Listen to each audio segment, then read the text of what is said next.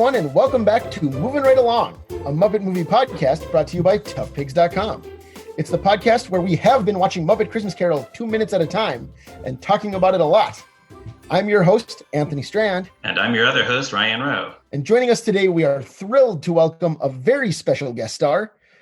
Guest, who are you? I'm Dave Goelz, one of the Muppet performers. What? Amazing.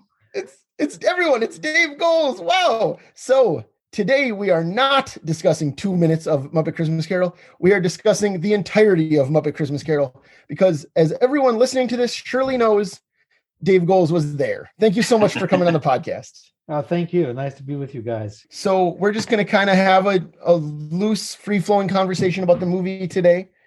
Hopefully we'll try to ask you some things that you haven't been asked 1,000 times. So, right. And anything that you're tired of answering, please just go ahead and tell us. I've been there. Okay. I've done that. I don't want to talk about that anymore. Or if there's something you wish people would ask you about the movie that they haven't, let us know. Okay. Yeah. So first, let's go back to the very beginning. Do you remember the first time you heard that they were doing Muppet Christmas Carol? And what did you think of the idea? Well, it wasn't long after Jim had died that the idea came along and was put in place and set in motion. I thought it sounded great. Coincidentally, I had never seen a film of the Christmas Carol. No kidding. Yeah, just as it happened, I had never seen it, and I decided to wait until after we made ours before I looked at one. And when we got done, I was so pleased with ours, and I'm always so moved by it, that when I did see others, I thought, well, ours stands up pretty well. It in spite of having pigs and dogs and chickens in it, it is highly respectful of the story and tells it in a very emotional way. Yeah, it's actually more faithful than a lot of other adaptations, which, like you say, is strange for a Muppet adaptation. Well, I've heard that there is the staff at the Charles Dickens Museum in London considers this their favorite Christmas Carol. Oh, wow. Movie. And that's really something because there's so many. I know. It's staggering to think of. Sure. Well, and I think it also has probably been a lot of people's introduction to the story. I mean, I was a kid when it came out. Sure. It was the first one I ever saw.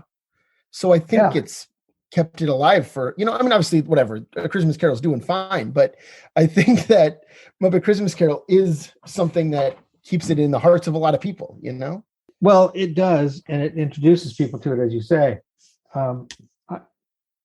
I know that my conception of it was that Scrooge was a skinny, old, angular character, and it turns out that the best known version is like that. When I heard that they were considering Michael Caine for the role, I thought, gee, that sounds off. He's kind of rounded and soft, and he doesn't seem harsh in the way that I would imagine Scrooge. But once I saw him play the part, I became utterly convinced, because it truly is a redemption story, and he completely inhabits that character. Right. Yeah. And what was it like working with Michael Caine? I mean, any stories about him you'd like to share? Well, there are a couple odds and ends that people probably already know, but he is a complete professional. He when this is the only time I guess we worked with him, but he would stay in his trailer all day long with his dresser, and the two of them would run lines. And so whenever Michael Caine came to set, he was letter perfect on the script. He was a complete professional. And he shared one of his film techniques, which I had not heard before about him, or anybody for that matter. And that was that he never blinks on camera. You'll never see Michael Caine blink. So that's really true. He feels that a blink interrupts the contact with the audience. Huh. And when you try to do that, if you try it as an exercise right now, your eyes will burn. Right. Somehow he trained himself to get beyond that. Wow. I have to say, I've seen a clip, I think, of Kermit talking about that. And I assumed that was just a joke because obviously Kermit never blinks. But that's fascinating that was a real Michael Caine technique. Yeah, it's for real. And he's a lovely guy, and he's just such a pro. I was, oh my God, I was just so impressed by working with him. He's really something. Do you remember if there were any other names floated? There's some rumors like floating around on IMDb and stuff about other, like just as George Carlin may have been considered at one point, but we were not able to verify Not, whether not that that I was heard true. of. No, Yeah, I okay. the first I heard it was possibly going to be Michael Caine. Yeah. And the second thing I heard was that it was going to be. Yeah, and he's great. Oh my God, he's just amazing. I mean, he certainly inhabits that role. It's just so profound. You know, as a redemption story, it's so moving in his hands. It's just so moving. And he decided in the beginning to play it absolutely straight. Yeah. And that was a wise decision. Yeah. Well, and so there's basically two lead characters in the movie, right? Mr. Scrooge and Gonzo. So Michael Caine played one of them and you played the other. Well, I don't know if that's exactly the case. I was not even in the movie. Gonzo was Charles Dickens. He was the author. That's true. But do you remember how did it feel for Gonzo to have such a big part? Or for Charles Dickens to have such a big part, rather? Because he really, I mean, he'd been in the other movies, but not as front and center as this one. Well, it was an interesting process that led to this. Jerry Jewell, when he was writing the screenplay, really loved the Dickensian prose. He loved the language, and the book, of course, is narrated by a third person, and that narration is so beautifully written. It's just absolutely beautiful. Jerry wanted some way to get that language in there without having a narrator, because a narrator is kind of an intrusion into a film oftentimes, and so naturally he thought of Gonzo. And I think part of the reason that he had thought of Gonzo was that Jerry and I were close friends. We were good friends, so we talked a lot. And he knew that I was going through therapy at the time, and I was learning a lot about my life, and I was making some big changes. And somehow he thought that I think he connected my transformation that I was going through with Gonzo's. With Scrooge's transformation, and he also saw the comedic potential of that. And then it was Jerry Jewell also who thought of pairing Gonzo and Rizzo, which was their first time as a pair, and that was unbelievable fun to work with Rizzo. Sure. Well, because you and Steve had, I mean, I always think of Boober and Wembley Fraggle as one of the great pairs on that show. Mm-hmm. So did you guys feel like you had that chemistry already established, even though the characters didn't at that time? Oh yeah. Well, this is what kind of was happening traditionally with Muppet performers. First, it was Jim and Frank, who just became a comedy duo with Ernie and Bert and everything else they did, eventually Kermit and Piggy. And they could leave spaces for each other to speak. They could leave a pause, knowing that the other person would be set up by something they had said. And they just bounced off each other incredibly well. And then the next pairing was Jerry Nelson and Richard Hunt. And those two could do the same thing. They were friends outside of work, and they could really they could speak in code, to each other, and they knew exactly what to do to play off each other. I developed that on Fraggle Rock with Stevie. And so the two of us could literally just speak in shorthand and just say, oh, I know, when I come in, we'll do such and such. Oh, yeah, got it. Enough said. And we would just play a scene that way, just based on the minimal language between us, just keywords. And so when we found that we were going to work together on with Gonzo and Rizzo on Christmas Carol, we just really relished it, because Rizzo is the comedy relief. Gonzo is suddenly playing a serious part, which he hadn't done before. Yeah. And I really relished that. I looked forward to playing a serious part with Gonzo. It sort of represented the third phase in his growth. The first phase was insecurity, and then he became very secure and gung-ho. And this was a third development in his character, which was the soulfulness. And having Rizzo along for comic relief was terrific, and we had a lot of fun. We did some ad-libbing, and we just had a great time working those two characters. And Brian Henson said something interesting while we were shooting that movie. He observed that when you have a very emotional scene, if you insert something funny, it makes people laugh and it catches them off guard, and the next thing they know, they're crying. And I don't know what you call that phenomena, but I noticed it and I realized that I can't get through the movie dry-eyed, and ever. I've never gotten through it dry-eyed. Sure. Because it's just so profoundly affecting. So to use Gonzo and Rizzo for that purpose just seemed perfect.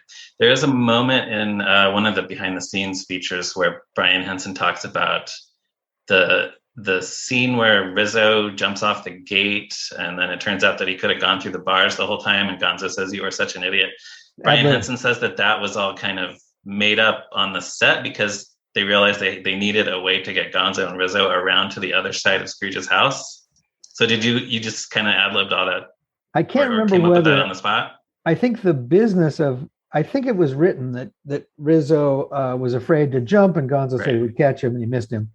But the ad-lib part was, at least to my recollection, was "You are such an idiot," because I just I just threw it in, and Brian cracked up and that's hilarious. Yeah, it is funny that it allows Gonzo to be kind of sarcastic and exasperated at another character's foolishness. Oh yeah, I know, which is ironic. Right. Yeah, it's fun. It's kind of amazing how well it works, though. Like you said, it's a new direction for him, but it all feels so natural. Oh yeah, I still treasure it. I treasure having had the opportunity to say those lines. That the writing, Dickens stuff. You mean? Yeah, just all the things that Dickens wrote, all the narrative stuff. It was nice to have it in the movie. I mean, because you needed it, and it felt so good to have Gonzo develop another dimension that was more soulful. And so this becomes, a little menu of things that we can use with him. We can use the outcast, we can use the, the crazy stunt performer, and we can also use the soulful side of him. So it becomes a very fleshed out character. Sure. Well, and on the topic of you reading the Dickens prose, I've read the book several times. It's one of my favorite books. Oh, yeah. And I hear Gonzo's voice in my head every time. Oh, sorry. Well, no. It's wonderful. It's a gift. I mean, it feels like such a great marriage of the character and that prose, and they've just kind of become one in my mind. I'll tell you, it was just an honor to work on a property like that. It was such a piece of literature that it was just wonderful. It was just a thrill to be a part of it. I bet. I wanted to ask you about Brian Henson, because you had all known him since he was a kid. I mean, he's about 13 when he started on the Muppet Show? Oh, I don't know. You can look it up. But yeah, when I met him was in 73, which was 3 years before the Muppet Show. And he was, I'm thinking, below 10. He was right. So 7 or 8 or 9, something like that. So was it a strange transition to him being the director and being in charge when he? Not really. No. No. Well, the strange part of it was Jim dying. That we didn't expect that. It was heartbreaking, and Jim always looked vulnerable. He was thin, he looked gaunt and vulnerable, and he would work so hard that he would get tired, and so everybody was always concerned about him. But in fact, he was the strongest one of all of us. In fact, he was probably stronger than all of us combined. He was just an amazingly willful, powerful guy who was sweet and vulnerable at the same time. But we were so conditioned to him being the one who worked harder than anybody else that it was an absolute shock that he got sick and suddenly passed away. We were bereft. We couldn't. I mean, when I heard that he was not expected to live, it took me an hour to absorb the idea. I couldn't even frame the concept in my mind. It literally took an hour. I had 3 or 4 phone calls with Frank Oz and David Laser. I had just gotten home from New York. We had recorded some audio the day before, and Jim had called in sick, which we were joking about because, the idea of Jim calling in sick, he would always say, we'd all start to catch the flu or something, and he would say, I'll be better tomorrow. Sure enough, the next day we're all sick, except Jim is fine. So this was so far out of the realm of possibility that it literally took me an hour to absorb it. And then I realized I've got to go back to New York right now. And so I just turned around and flew back the same night. But anyway, it was quite a shock. Right. So do you remember, were there, because obviously this was the first really big project after Jim had died. Do you remember if there were other ideas talked about as like maybe the next thing, or was there talk of maybe there not being a next thing? The day that Jim died, I arrived back in New York around 7:00 in the morning. People were coming in from all over the world to the office. People coming in from London, Toronto, and other, we had a far-flung empire. Right. There were people all over the place, and so people were gathering, and we literally just cried for a week. But that first day, Brian flew in from London, and he sent word out that he would like the puppeteers to come over to his dad's apartment at the Sherry Netherland at 5:00 to just have a chat. And so all day long he had been he'd been fielding questions from the media about whether the Muppets would go on. And he said, we haven't said anything yet because we don't have any idea what we'll do. But I'm interested to see whether you guys are interested in going forward. And it was me, Frank Oz, Jerry Nelson, Richard Hunt, and Steve Whitmire. And we were the remaining performers. And we've been crying all day. We were just frazzled. But every one of us said, well, it feels like our life's work. I mean, we've become adjusted to this being our life's work. And we just thought, if there's a way to continue it, we would like to try, just in Jim's memory. That's impressive that you even have the presence of mind to process that. Well, it was surreal, I can tell you. Yeah, I'm sure. But the movie does kind of have a feel of getting the whole band back together, right? Paul Williams is back writing the songs. Jerry Jewell wrote the screenplay. Did it feel like that? Did it feel like the whole family kind of getting back together for Christmas? Absolutely. I mean, one thing that you probably already know about Jim was that he was a charismatic leader. He was the ultimate collaborator. He loved diversity. He brought all these different people together. Like, everybody who worked for the company was a distinct personality, and we all got to be a part of it. We were all able to contribute, and he really solicited it from all of us and welcomed it. So of course we would rally. If there was a way to do something in honor of Jim at the very least, let alone continue on and keep working with these characters, well, then we all wanted to do that. There was no way anybody was going to say, no, I'm done. Right. Yeah. Of course. There's no way. I mean, you have to also understand the group.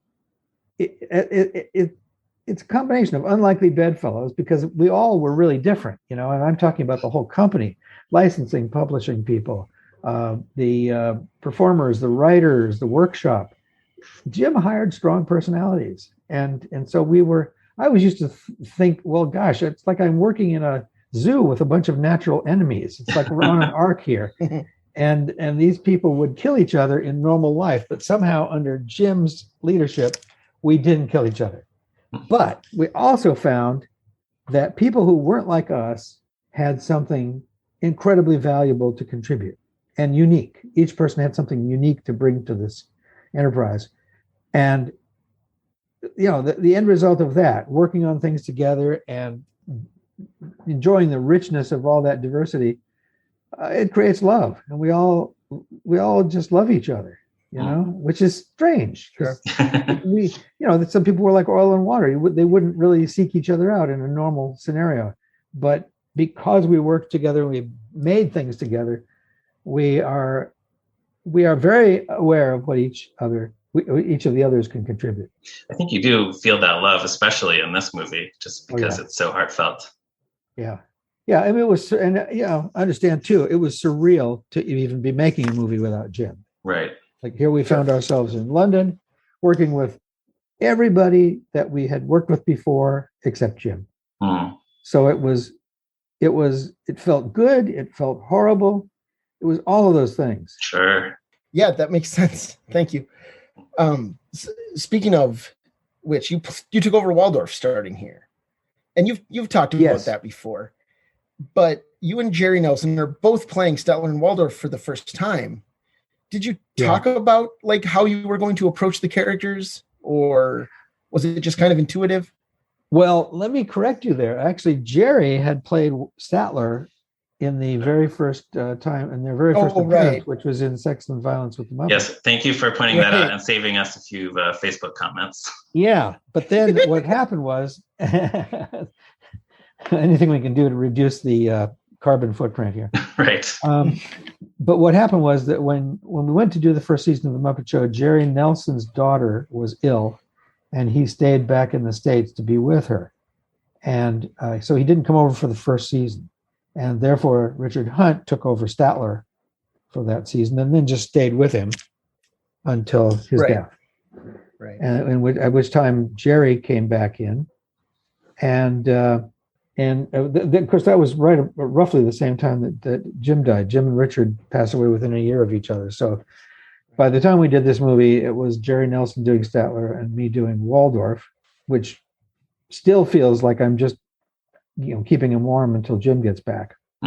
Oh, were those characters sort of assigned to you, or was it kind of like, does anybody want to be cast as the new Waldorf? Or I know in the case of Waldorf, Brian Henson asked me if I would take a shot at it, and so I did. But it's weird, like, people who do Statler always ad lib. Statler's very funny.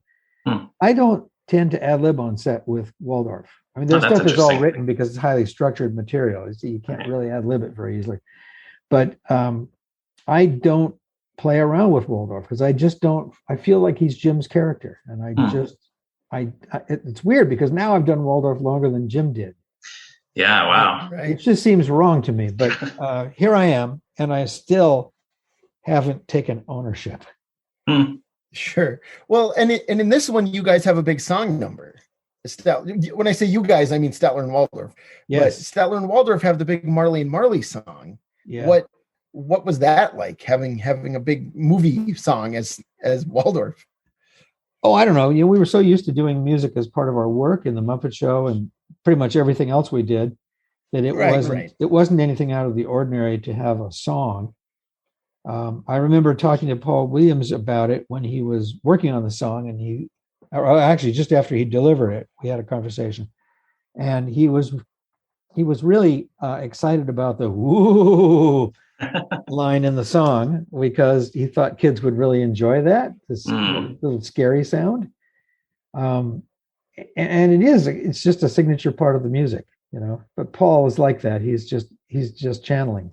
Yeah, well, it's a very funny scene too, but also it is also genuinely scary. There are a few really actually scary parts of the movie. Oh yeah, when our son was a little guy, like 2 years old or less, he watched the movie straight through once and enjoyed it.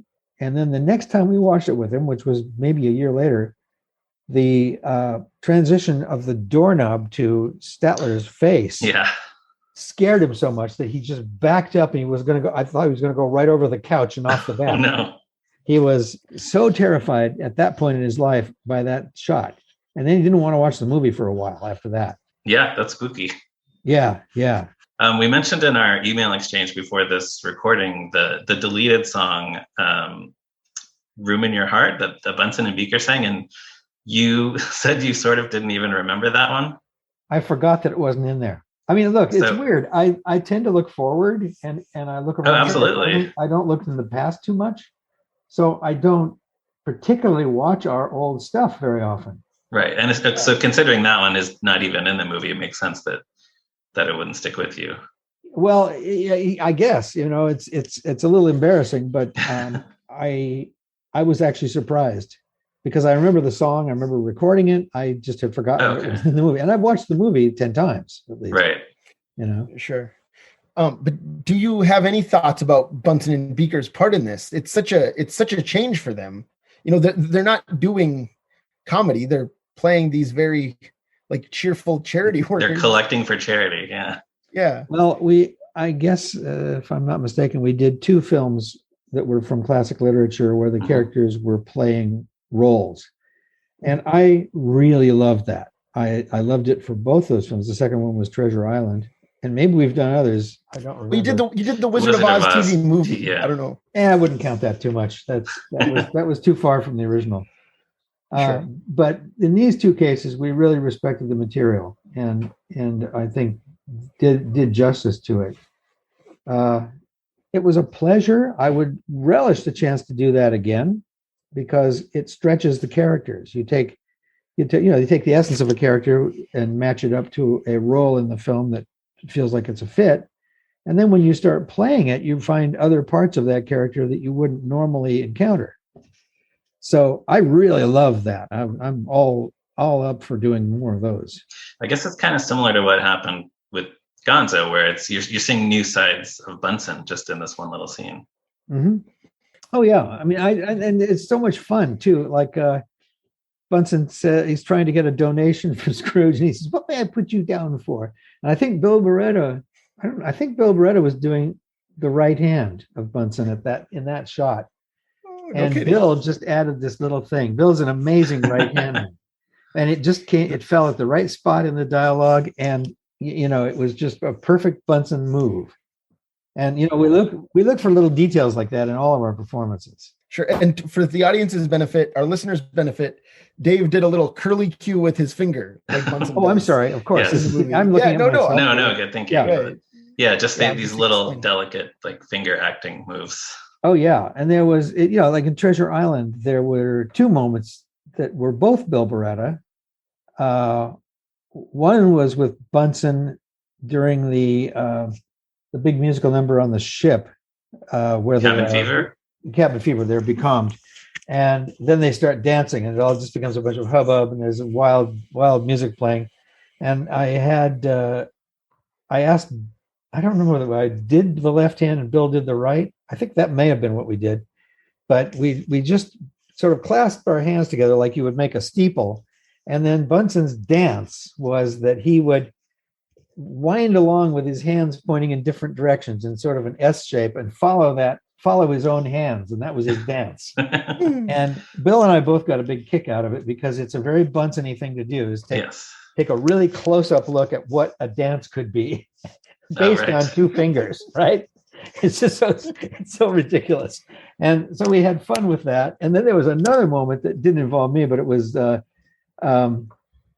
when Bill was doing Jerry's right hand for Blind Pew. And Blind Pew is talking to Long John Silver.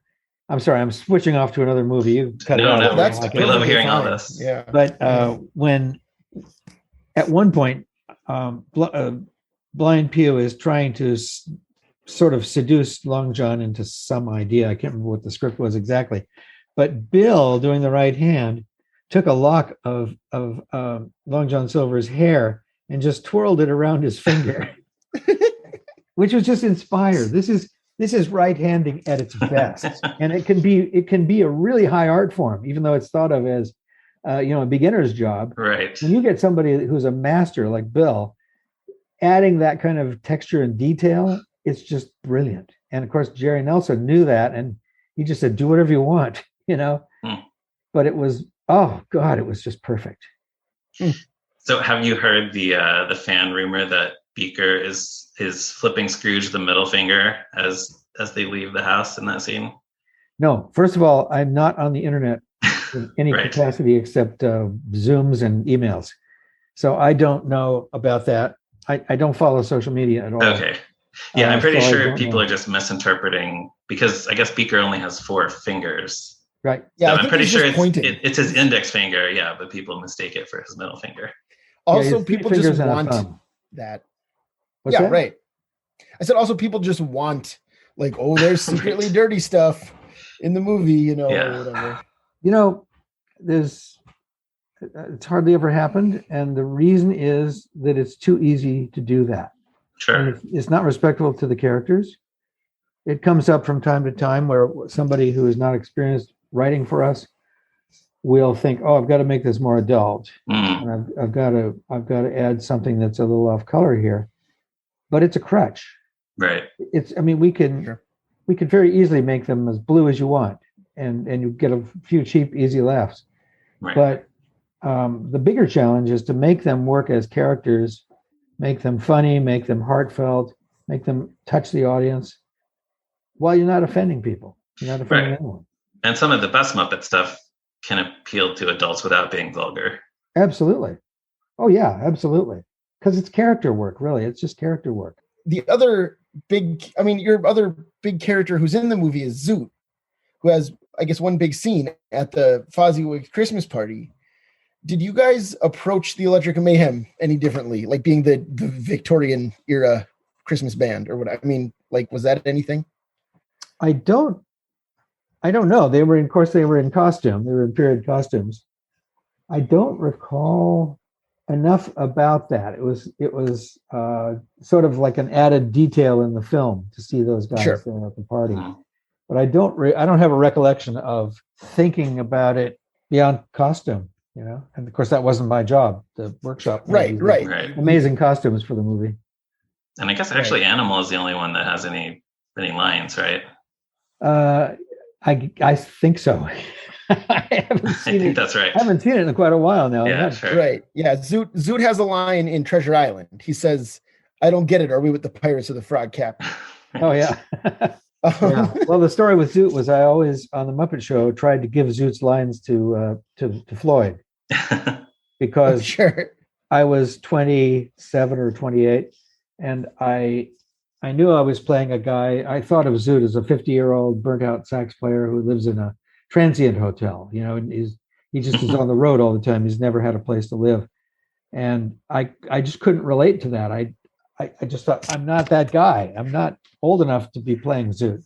And for years, I would just try to get out from under any dialogue for him. And then a strange thing happened. There was a premiere for the Muppet movie at the Leicester Square Odeon Theatre in London.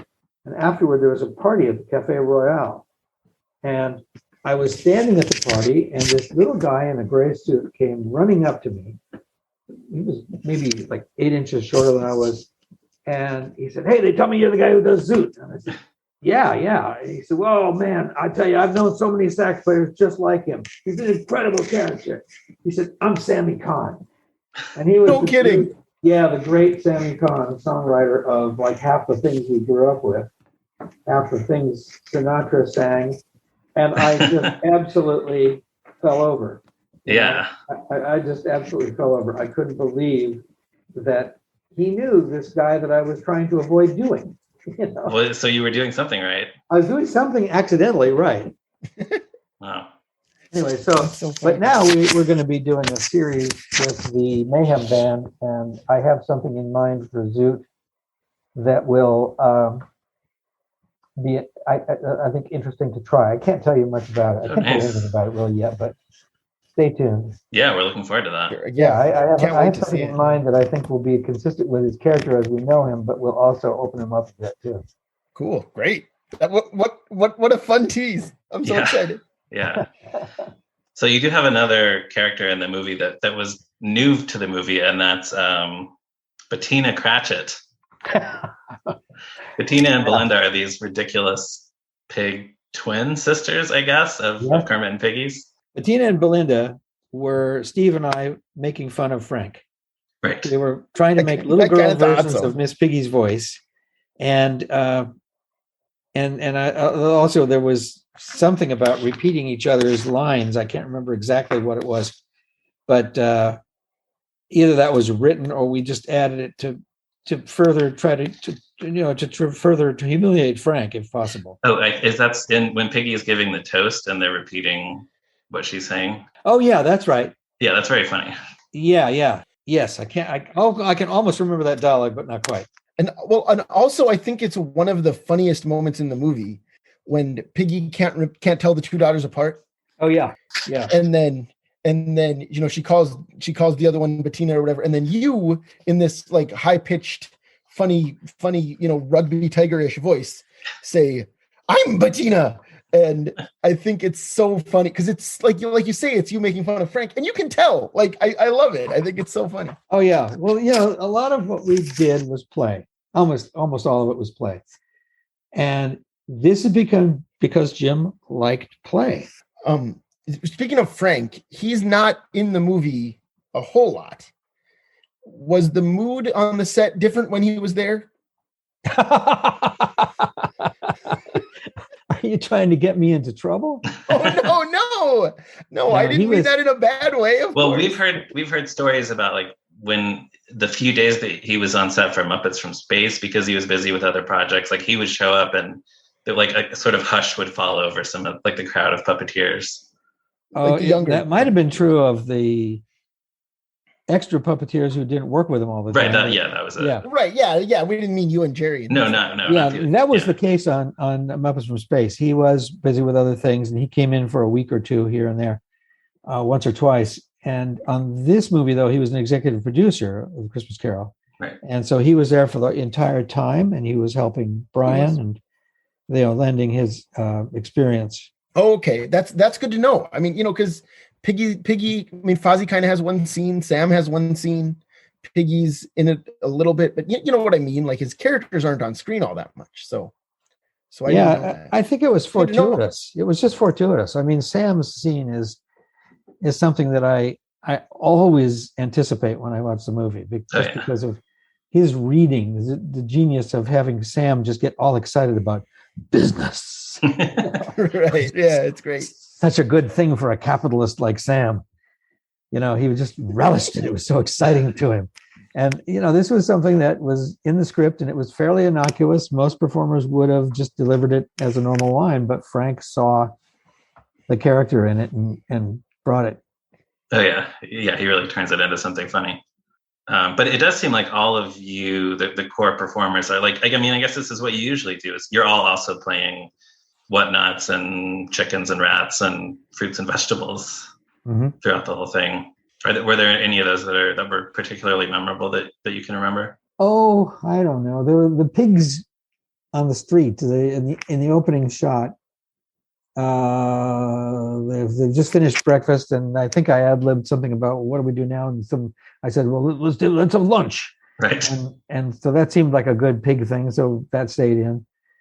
We also shot with them in rain with their umbrellas, and so when that happens, we get wet because we're underneath in various positions, and we're wearing ponchos and so forth. But a drop will hit your forehead and go down across your eyeball, and then down into your shirt, and it's hard to keep your mind on what you're trying to do under those wet circumstances. The film was all shot indoors on sound stages, is that right?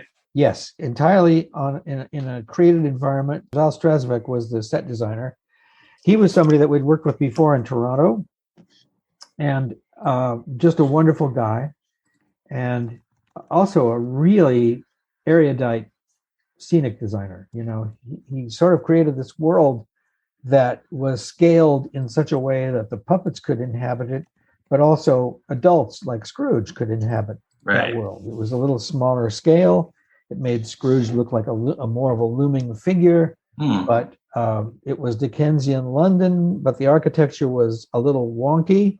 If you look at the scenery, the set design for that and the production design, it's just extraordinary. Yeah, it's kind of theatrical, which is, it's a departure from the first three movies where it was very much like, this is the real world and this group of Muppets is sort of coming into it. Whereas in this one, it's this sort of Dickensian world that's populated equally by humans and Muppets. Which is another reason I really like doing literature. I like having the characters play roles, because you do create a world for them.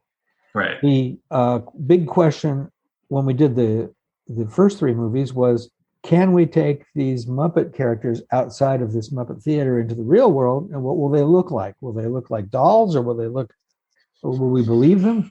And of course, there's the famous footage that you can see somewhere. I think maybe it's YouTube, I'm not sure. But famous footage of Frank and Jim doing Fozzie and Kermit and a little bit of Piggy out in the English countryside. They literally just went out after lunch or after the wrap. I think it was lunchtime. And Jim Frawley, the Muppet movie director, brought a 16 millimeter camera, and they just went out and set up by cow fields and ad-libbed things just to see what the characters looked like outside.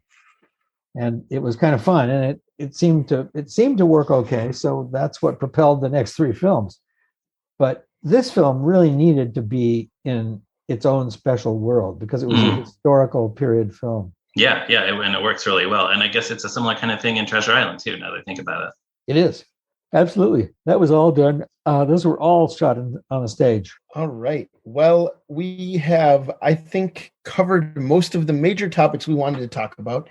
One thing is there's a lot of really interesting puppetry tricks in the movie. Do you have any thoughts about any of that stuff? For example, the rats closing up the counting house. Did you work on that scene? Are you playing rats there? I did. That was a whole, and also the musical numbers in the counting house too. The special rigs that were done by people like Tom Newby, Franz Fazekas, for the rats. One rat using another as a bellows to stoke to blow on the coal fire. Yeah. The window shade, the broom, all these special effects were things that were sort of planned out in advance as a little set piece. But the reason we could do those things is, Brian was obviously directing his first feature film, so he was really busy, but we had the depth of talent. We had all these people in the workshop who could make these things happen. And right. I don't remember exactly how all those bits were created. But because of the bench we had, Jerry Jewell could write anything and it would happen. Because we had this incredible designers and builders, and we had special effects people. Anything could be done if you're willing to spend the time. Sure. Yeah. Yeah, it's a lot of fun to watch. Oh yeah, it is. It's just lovely, lovely. In Muppet Take Manhattan, which was directed by Frank Oz, he asked Jim if he would create a montage of rats cooking in the coffee shop kitchen, right? The diner kitchen. And so Jim sort of storyboarded this and worked out how it would all work. And he worked with Fazekas to build all of the rigs where rats were, riding egg beaters and mixing pancake batter and then skating around on the griddle on a piece of butter, a pat of butter. So between Jim and Foz and Foz's guys, Tom Newby and the other guys, all of it got built and it became a wonderful little sequence in the movie.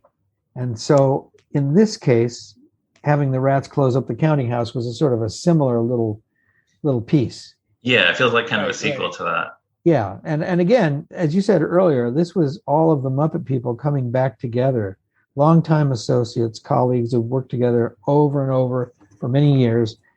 And again, whatever was asked for could be done. And that's one of the joys of working on these things, that we just have the most wonderful people to work with. Yeah. I do just want to also ask if you have any opinions on the When Love Is Gone situation where it was cut from the theatrical release. Sometimes it's in the movie, sometimes it's not. Well, I'm sorry that it was cut because sure. it first of all, Meredith was a young girl at the time. She was like 19 or something, and she had this incredible voice, absolutely pitch perfect.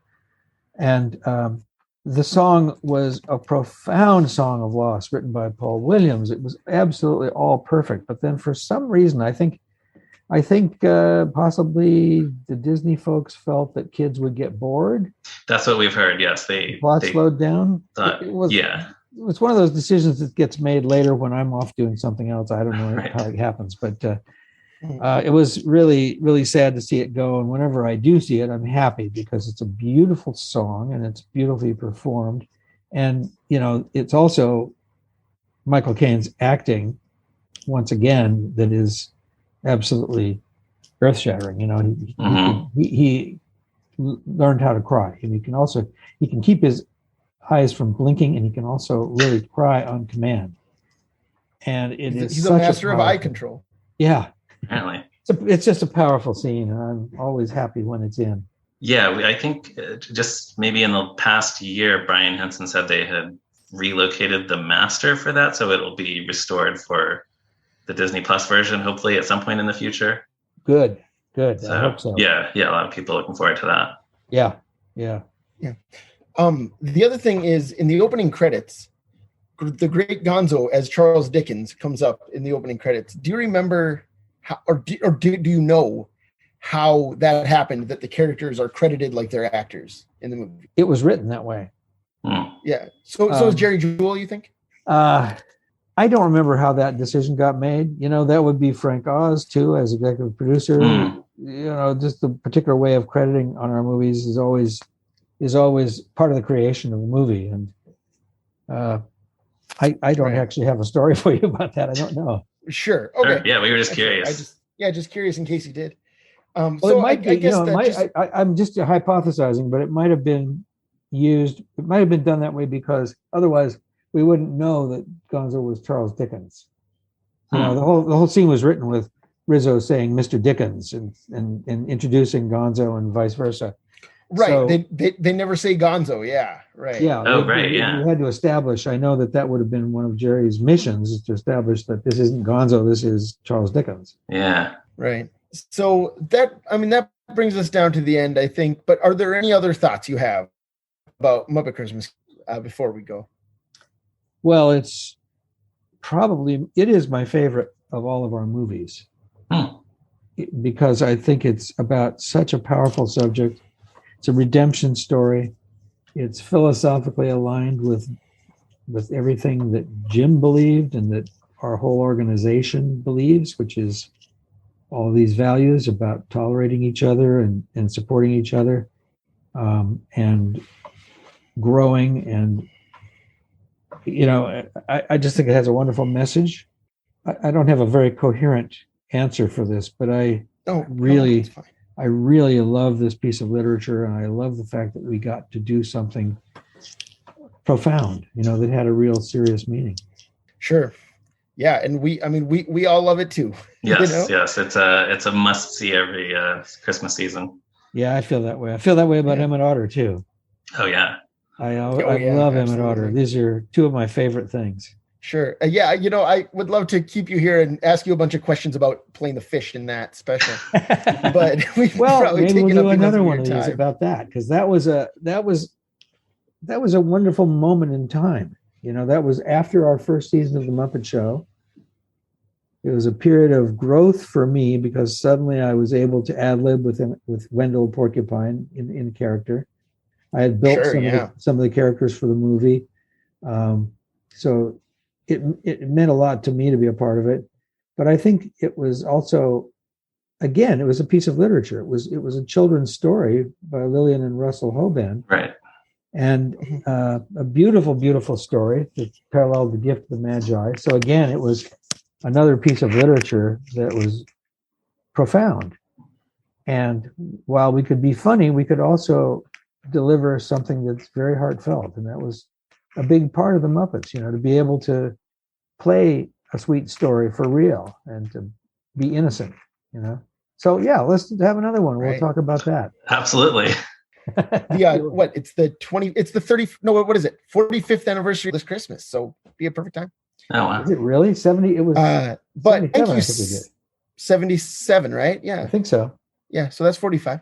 I mean, we shot it in February, March, April, somewhere in there of 77, and it was on that Christmas. Right. Yeah. Oh, it was so much fun to work on that too. It's another one of those worlds that was created. Yeah, actually that has a kind of similar, where it just feels like an entire world created just for those characters. Yeah, and I think that those sets were done by another Canadian set designer named Bill Beaton.